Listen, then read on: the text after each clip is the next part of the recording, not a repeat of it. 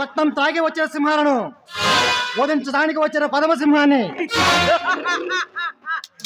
అరిచే కుక్క కరవదు, అరిచే కుక్క చావదు. రేయ్!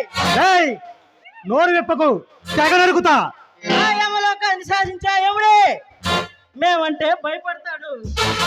యమకెంకురలా వెర్రవీగుతున్న మీరు నా ఉక్కు పాదాల కింద నరిగిపోతారు. నాశనం, సర్వనాశనం చేస్తాను ఈ బ్రతుకు. అరే బద్మాష్, ఈ బ్రతుకు ఆ గూడెం పజిలిదిరా. నా ఒంట్లో ప్రవహిస్తున్న రక్తం వాళ్ళ కష్టం రా.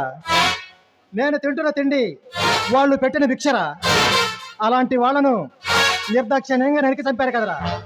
పిలవరా ఆ భగవాన్ గారిని. వాడి రక్తంతో నా గూడాన్ని పుడితం చేస్తాను.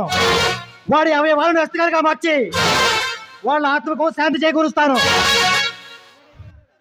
అహంకారంతో తెగ రెచ్చిపోతున్నావు. ముందు నీ అవయవాలు అస్థికల్లా మారకుండా చూసుకో. ఏం బెదిరిస్తున్నావా? కాదు, హెచ్చరిస్తున్నాను. మా దారికి ఎవడాడు వచ్చినా సజీవ దహనం చేసేస్తాం. రాక్షసుల్లా ప్రవర్తించి రక్తపాతం సృష్టించి 10 మంది నిరుపేదల బతుకులు మంటల పాలు చేస్తారు కదరా. మిమ్మల్ని ఇలాగే వదిలేస్తే ఈ భూదేవి రక్తంతో తడిసిపోతుంది. అందుకే మిమ్మల్ని అంతం చేస్తాను. ప్రదీప్, మమ్మల్ని అంతం చేయడం పుట్టించిన బ్రహ్మతరం కూడా కాదు. పైన ఉన్న ఆ బ్రహ్మ రాత రాస్తాడు, కింద ఉన్న ఈ పరబ్రహ్మ మీ తల రాతలు మారుస్తాడు. ఈ భూమి మీద బ్రతికే హక్కు ఆ బ్రహ్మ మీకు ఇస్తే మీ ప్రాణాలు హరించే శక్తి పరబ్రహ్మ లాంటి ఏ ప్రదీప్తి.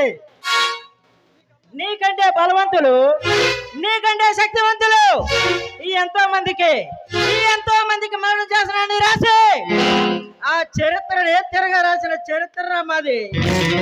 తరాలు మారినా యుగాలు మారినా ఈ యుగధర్మం ఒకటే.